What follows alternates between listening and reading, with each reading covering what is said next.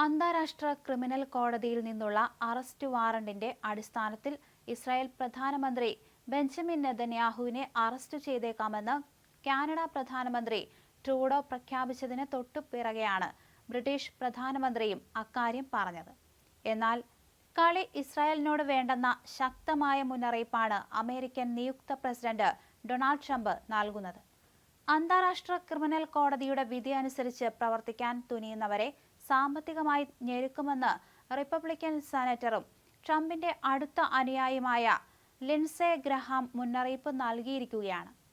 ഏതൊരു രാജ്യവും സംഘടനയും ഈ വിധി നടപ്പിലാക്കാൻ ശ്രമിക്കുകയാണെങ്കിൽ അമേരിക്കയിൽ നിന്നും കടുത്ത പ്രതിരോധം അഭിമുഖീകരിക്കേണ്ടി വരുമെന്ന് അദ്ദേഹം പറഞ്ഞു. ശക്തമായ പ്രതികരണം നൽകുവാൻ താൻ പ്രസിഡന്റ് ട്രംപുമായും അദ്ദേഹത്തിന്റെ ടീമുമായും സഹകരിച്ച് പ്രവർത്തിക്കുമെന്ന് അദ്ദേഹം സൂചിപ്പിച്ചു. അമേരിക്കയും ഇസ്രായേലും അന്താരാഷ്ട്ര ക്രിമിനൽ കോടതിയിൽ അംഗങ്ങളല്ല. എന്നാൽ അതിലെ ഒരു അംഗം എന്ന നിലയിൽ അന്താരാഷ്ട്ര കോടതിയുടെ ഉത്തരവുകൾ നടപ്പിലാക്കാനുള്ള ബാധ്യത ബ്രിട്ടനുണ്ട്. നെതന്യാഹുവിന്റെ പേര് പരാമർശിച്ചില്ലെങ്കിലും അന്താരാഷ്ട്ര കോടതിയുടെ വിധി നടപ്പിലാക്കാനുള്ള നിയമപരമായ ഉത്തരവാദിത്തം ബ്രിട്ടനുണ്ട് എന്നായിരുന്നു അവരുടെ നിലപാട്. ഗസയിൽ യുദ്ധക്കുറ്റങ്ങൾ നടന്നു എന്നാരോപിച്ച് ഇക്കഴിഞ്ഞ വ്യാഴാഴ്ചയായിരുന്നു ബെഞ്ചമിൻ നെതന്യാഹുവിനും മുൻ ഇസ്രായേലി പ്രധാനമന്ത്രി യോവ് ഗാലന്റിനും എതിരെ അന്താരാഷ്ട്ര ക്രിമിനൽ കോടതി അറസ്റ്റ് വാറന്റ് പുറപ്പെടുവിച്ചത്.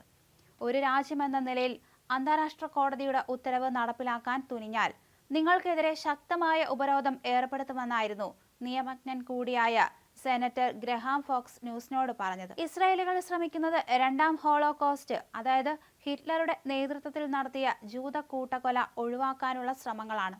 അതുകൊണ്ട് തന്നെ സഖ്യകക്ഷികളായ കാനഡ, ബ്രിട്ടൻ, ജർമ്മനി, ഫ്രാൻസ് എന്നിവരോട് പറയുന്നു, അന്താരാഷ്ട്ര കോടതിയുടെ ഉത്തരവ് നടപ്പിലാക്കാൻ ഇറങ്ങിയാൽ ശക്തമായ ഉപരോധം അഭിമുഖീകരിക്കേണ്ടതായി വരും എന്നാണ് സൗത്ത് കരോലിനയിൽ നിന്നുള്ള സെനറ്റർ പറഞ്ഞത്. അത്തരമൊരു ഉപരോധം എപ്രകാരമായിരിക്കും എന്ന ചോദ്യത്തിന് അദ്ദേഹം പറഞ്ഞത് ആ രാജ്യങ്ങളുടെ സമ്പദ്ഘടനയെ ഞെരിച്ചമർത്തും എന്നാണ്. ഒരുപക്ഷെ നാളെ അവർ ട്രംപിനോ മറ്റേതെങ്കിലും അമേരിക്കൻ പ്രസിഡന്റിനോ എതിരെ ഇത്തരത്തിലുള്ള നടപടി സ്വീകരിക്കില്ലെന്ന് ആരു കണ്ടു എന്നൊരു മറുചോദ്യവും അദ്ദേഹം ചോദിച്ചു. എന്തായാലും അന്താരാഷ്ട്ര കോടതി വിധി പാശ്ചാത്യ ശക്തികളെ രണ്ട് ചേരികളിലാക്കിയിരിക്കുകയാണ്. ചില രാജ്യങ്ങൾ പരസ്യമായി തന്നെ തങ്ങൾക്ക് നിയമപരമായുള്ള ഉത്തരവാദിത്തം നടപ്പിലാക്കാൻ കഴിയില്ലെന്ന് പറഞ്ഞു കഴിഞ്ഞു. അന്താരാഷ്ട്ര കോടതിയിൽ അംഗമല്ലാത്ത അമേരിക്കയുടെ നിലവിലെ പ്രസിഡന്റ് ജോ ബൈഡനും കോടതി വിധിയെ തള്ളിക്കളഞ്ഞു. ഇസ്രായേലിനുള്ള പിന്തുണ ആവർത്തിച്ചുറപ്പിക്കാൻ ഇത്തരം വിധിക്ക് സാധിക്കുകയുള്ളൂ എന്നാണ് അദ്ദേഹം പറഞ്ഞത്. അതേസമയം അന്താരാഷ്ട്ര നിയമങ്ങൾ പാലിക്കുന്ന കീഴ്വഴക്കങ്ങൾ ചൂണ്ടിക്കാണിച്ച ബ്രിട്ടനെ പോലുള്ള ചില രാജ്യങ്ങൾ ഇസ്രായേലുമായി ചർച്ചകൾ തുടരേണ്ടു എന്നതിന്റെ പ്രാധാന്യവും എടുത്തു പറഞ്ഞു.